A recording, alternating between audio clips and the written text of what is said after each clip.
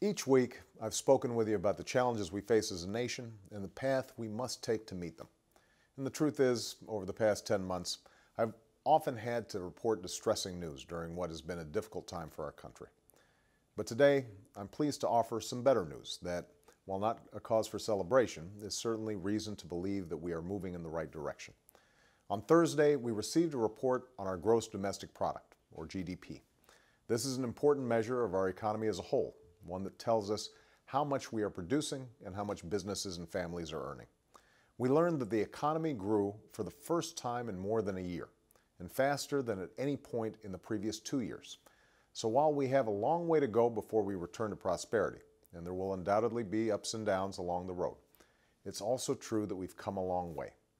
It's easy to forget that it was only several months ago that the economy was shrinking rapidly, and many economists feared another Great Depression. Now, economic growth is no substitute for job growth, and we will likely see further job losses in the coming days, a fact that's both troubling for our economy and heartbreaking for the men and women who suddenly find themselves out of work. But we will not create the jobs we need unless the economy is growing. That's why this GDP report is a good sign. And we can see clearly now that the steps my administration is taking are making a difference, blunting the worst of this recession and helping to bring about its conclusion.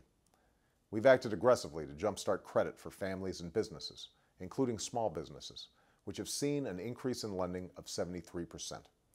We've taken steps to stem the tide of foreclosures, modifying mortgages to help hundreds of thousands of responsible homeowners keep their homes and help millions more sustain the value in their homes.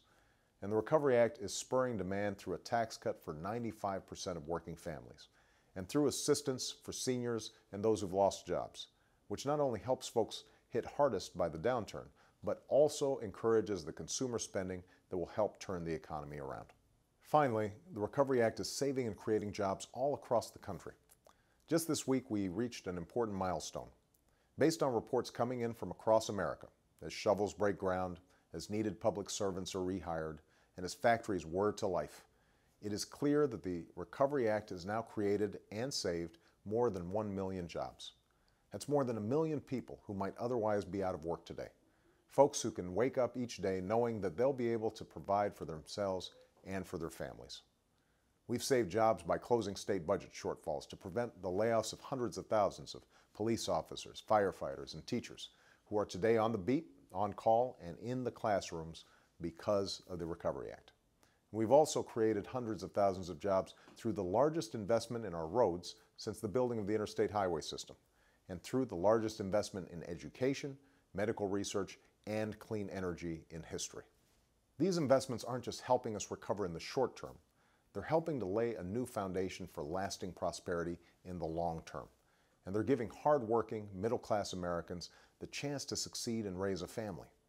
Because of the investments we've made and the steps we've taken, it's easier for middle-class families to send their kids to college and get the training and skills they need to compete in a global economy. We're making it easier for these families to save for retirement. And in areas like clean energy, we're creating the jobs of the future, jobs that pay well and can't be outsourced. In fact, just this week, I traveled to Arcadia, Florida, to announce the largest set of clean energy projects through the Recovery Act so far. 100 grants for businesses, utilities, manufacturers, cities, and other partners across the country to put thousands of people to work modernizing our electric grid, the system that provides power to our homes and businesses so that it wastes less energy, helps integrate renewables like wind and solar, and saves consumers money. And that's just one example. So we have made progress.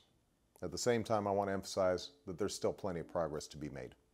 For we know that positive news for the economy as a whole means little if you've lost your job and can't find another, if you can't afford health care or the mortgage, if you do not see in your own life the improvement we're seeing in these economic statistics.